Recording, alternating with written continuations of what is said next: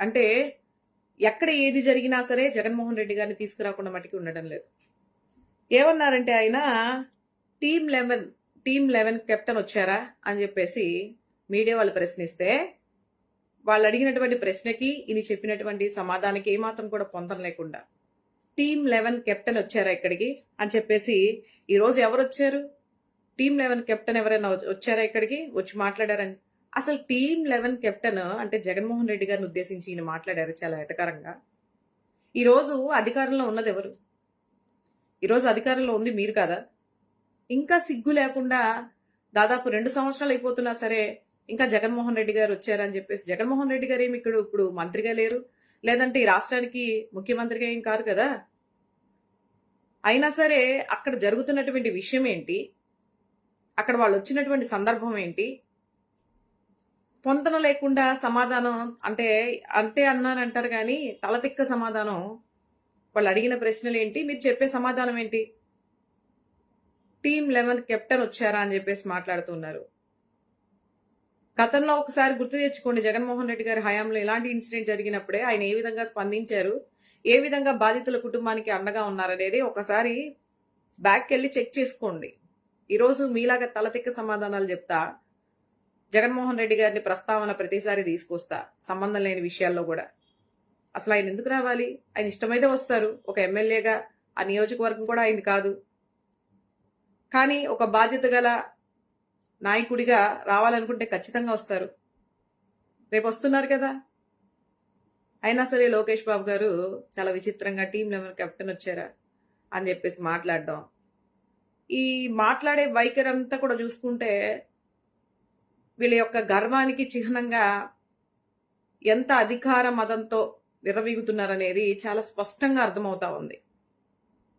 ఎందుకంటే ఇక్కడ జరిగిన విషయం కానీ, అక్కడ జరుగుతున్నటువంటి సందర్భం కానీ, ఆ సందర్భంలో ఏం మాట్లాడాలని కానీ, పైగా మీడియా వాళ్ళు అడుగుతా ఉంటే పక్కనున్నటువంటి కొంతమంది మంత్రులు వెకిలి చేష్టలాగా నవ్వుకుంటూ మాట్లాడుతూ ఉన్నారు. అక్కడ బాధితులు కుటుంబాలు వాళ్ళ జీవితాలు సర్వనాశనం అయిపోయి కుటుంబ పెద్దని పోగొట్టుకొని వాళ్ళ కుటుంబ పోషణ ఏంట్రా దేవుడా అని చెప్పేసి విలవెల్లాడతా ఒక్కొక్క వీడియోని చూస్తా ఉంటే నిజంగా కళ్ళమ్మటి నీళ్లు ఆగడం లేదు.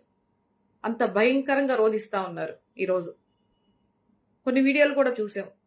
ఆయన సజీవ దహనం అంటే బాడీ అంతా కూడా కాలిపోయినా సరే పిల్లలకి ఒక సలహాలు కూడా ఇవ్వడం జరిగింది.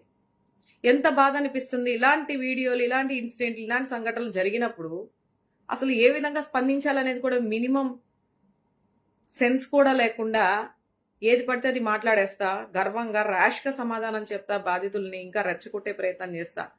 వాళ్ళ బాధని తగ్గించడానికి వెళ్తున్నారా మీరు? బాధను పెంచడానికి వెళ్తున్నారా? వాళ్ళ ఆవేదనని అర్థం చేసుకోకుండా ఏది పడితే అది మాట్లాడుతూ ఉన్నారు ఈరోజు మంత్రులుగా ఉండి.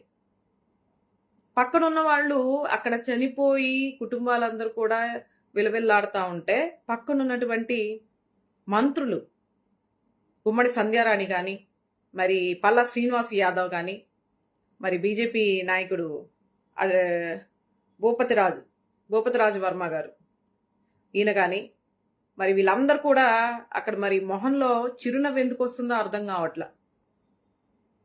లోకేష్ గారు మీడియా ముందుకు వచ్చి మాట్లాడుతూ ఉంటే ఆయన మాట్లాడే దాంట్లో కూడా తలతిక్కగా మాట్లాడతా జగన్మోహన్ రెడ్డి గారి గురించి మాట్లాడుతూ ఉంటే అక్కడ ఏదో హాస్యాస్పదమైనటువంటి సందర్భంగా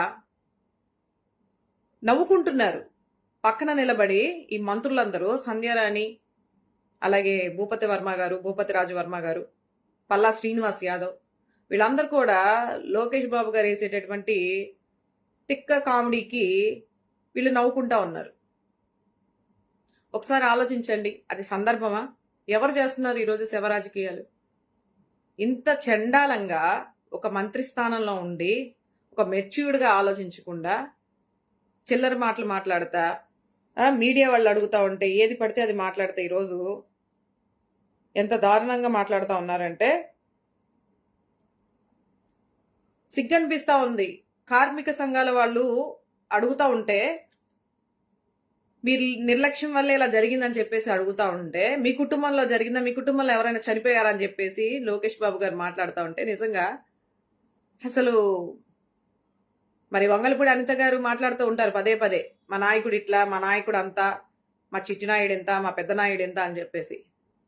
మరి పక్కనే ఉన్నారు కదా, ఏ విధంగా మాట్లాడుతున్నారు అనేది ఒకసారి చూడమ్మా. మీ చిట్టినాయుడు ఏ విధంగా బాధితులతో ఏ విధంగా ప్రవర్తిస్తున్నారు అనేది ఒకసారి ఆ ప్రవర్తన చూడండి. ఇదేనా విధానం? బాధితులతో ప్రవర్తించే విధానం ఇదేనా?